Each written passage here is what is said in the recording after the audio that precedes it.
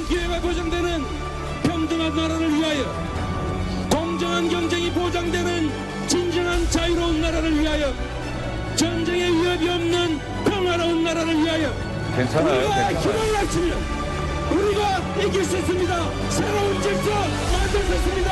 이 기득권 깨고 새로운 길, 희망의 길 만들 수 있습니다. 함께 싸웁시다, 여러분.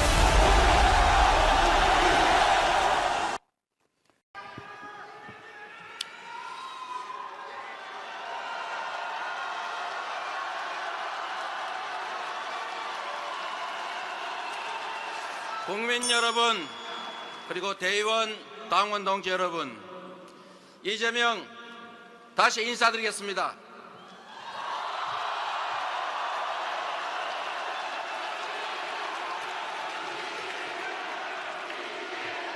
여러분, 잠시 함께 생각해 주십시오. 정치는 무엇입니까?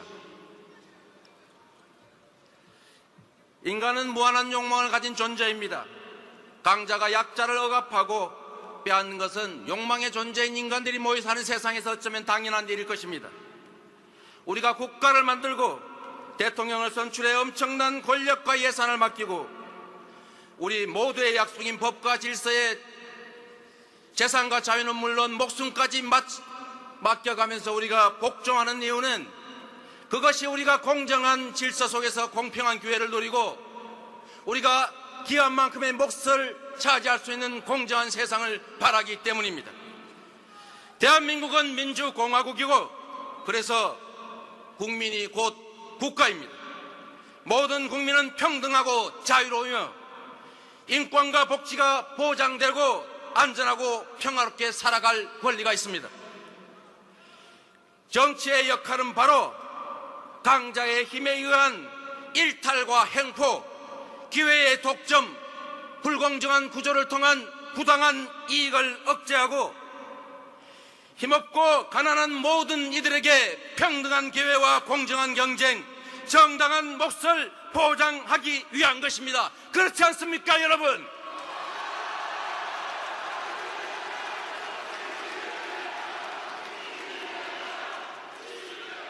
그래서 저에게 정치란 억강부약, 강자의 행포를 억제하고 약자들을 부양해서 함께 사는 공동체를 만드는 것입니다. 억강부약의 길, 이재명과 함께 가 주시겠습니까, 여러분?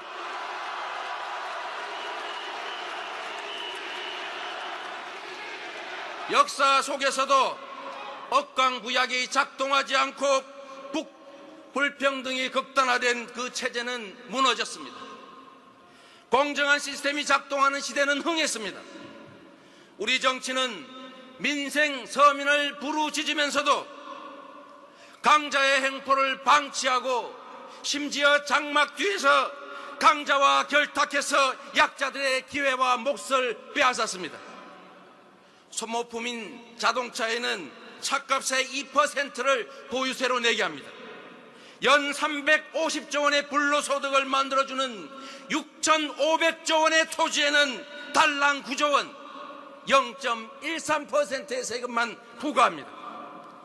노동자와 자영업자는 최대 세율이 38%인데 중소기업은 16%의 세금을 내는데 10대 재벌 기업은 겨우 12.1%의 세금을 냅니다. 대기업 세금은 깎아주면서 서민의 담배세는 올리고 서민에게 전기요금 바가지 폭탄을 씌우면서 산업용 전기는 원가 이하에 공급합니다. 이게 나라입니까? 이런 나라 누가 고칠 수 있습니까, 여러분?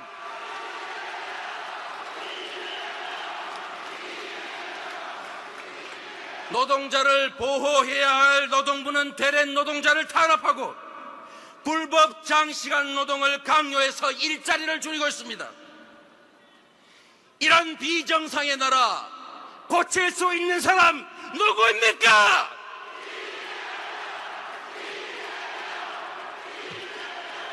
재벌 가문들이 편법 상속을 위해 기업을 범죄 수단으로 악용하고 내부 거래 일감 무너지기 범죄를 저질러도 단가 후려치기 기술 탈취로 중소기업의 경영 성과를 탈취해도 묵인되거나 소액의 과태료만 내면 그만입니다. 누가 이런 나라 고칠 수 있습니까, 여러분? 기업 살리기에 공적 자금 170조를 쏟아부은 정부가 개인 채무자들을 살리기 위해서 1조 원이라도 썼다는 말을 들어본 바가 없습니다. 재벌 대기업에는 예산을 마구 퍼주면서 투자라고 주장합니다. 서민복지 지출은 낭비라고 주장하면서 공짜니 포퓰리즘이 판매합니다. 이런 나라, 이 불공정한 나라 공정한 나라로 바꿀 수 있는 사람 누구입니까, 여러분? 같은 법도 강자에겐 솜방망이이고 약자에게는 철퇴입니다. 같은 법도 강자에게는 성공의 기회이고 약자에게는 족쇄입니다. 정치 때문에 대한민국은 세계에서 가장 불평등한 나라가 됐습니다. 상위 10%가 연소득의 절반을 차지합니다. 국민의 50%는 겨우 5%를 나눠 갖기 위해서 아등바등 싸웁니다. 상위 10%가 대한민국 자산의 66%를 가지고 있습니다. 하위 50%는 겨우 2%를 가지고 나누고 다투고 있습니다. 미국조차 100대 부자의 80% 이상이 자수성가했습니다. 대한민국은 100대 부자의 80%가 다 상속받은 자들입니다. 누가 이런 나라 고칠 수 있습니까?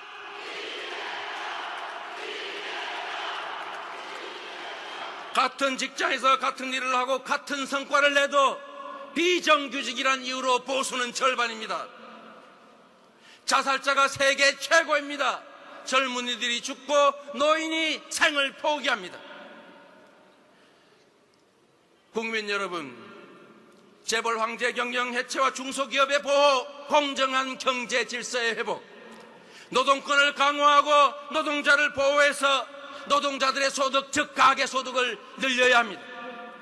이것이야말로 복지를 늘리고 증세하는 것이야말로 대한민국 경제의 활성화와 경제가 사는 길입니다.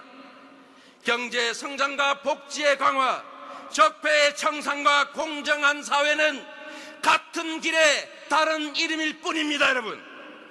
알베르 까미의 말을 기억하십니까, 여러분? 어제의 죄악을 벌하지 않는 것은 내일의 죄악에 용기를 주는 것이다. 저는 오늘 박근혜가 구속되는 영장이 발부되었다는 그 말을 듣고 새벽에야 겨우 잠들었습니다. 박근혜가 사면 없이 제대로 처벌받는 것만이 적폐 청산이자 공정국가 출발입니다. 그렇지 않습니까, 여러분?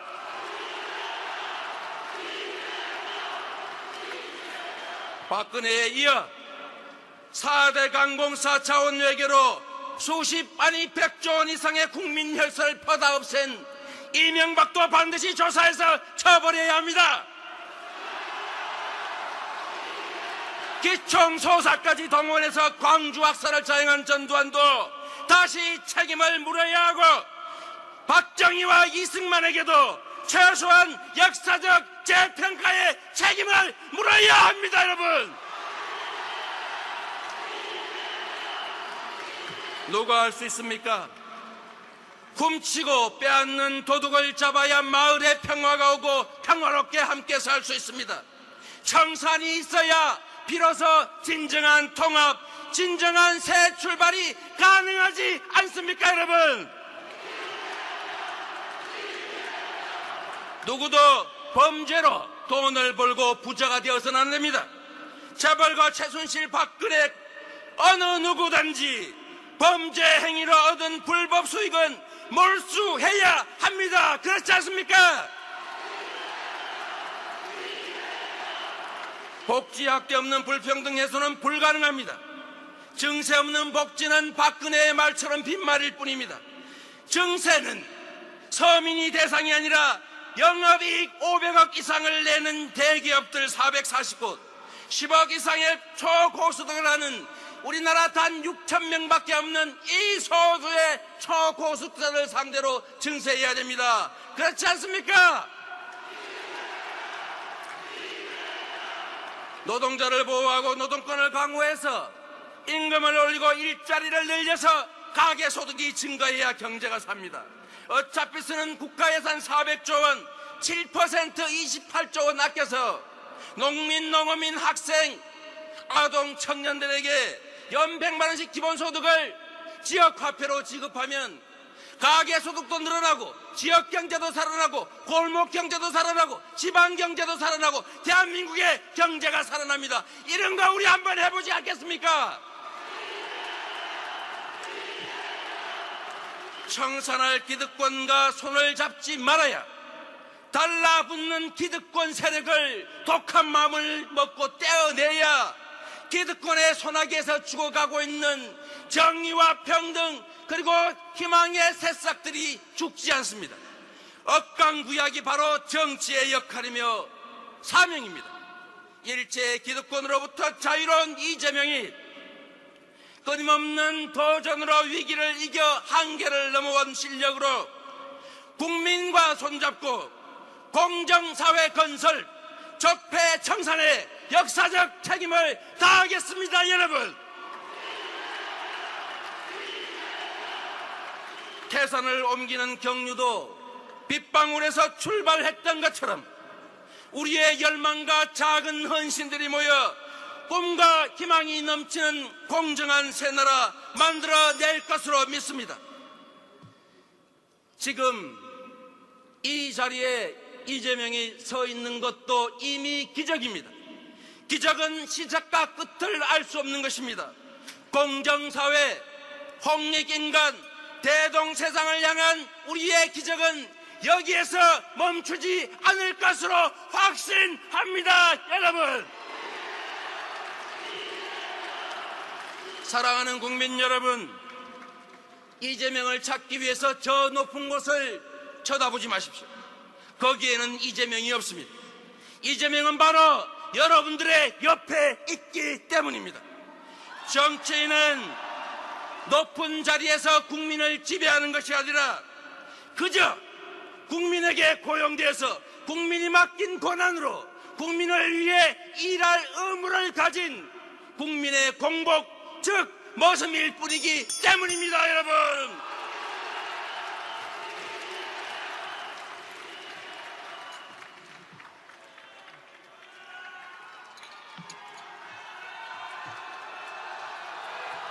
감사합니다.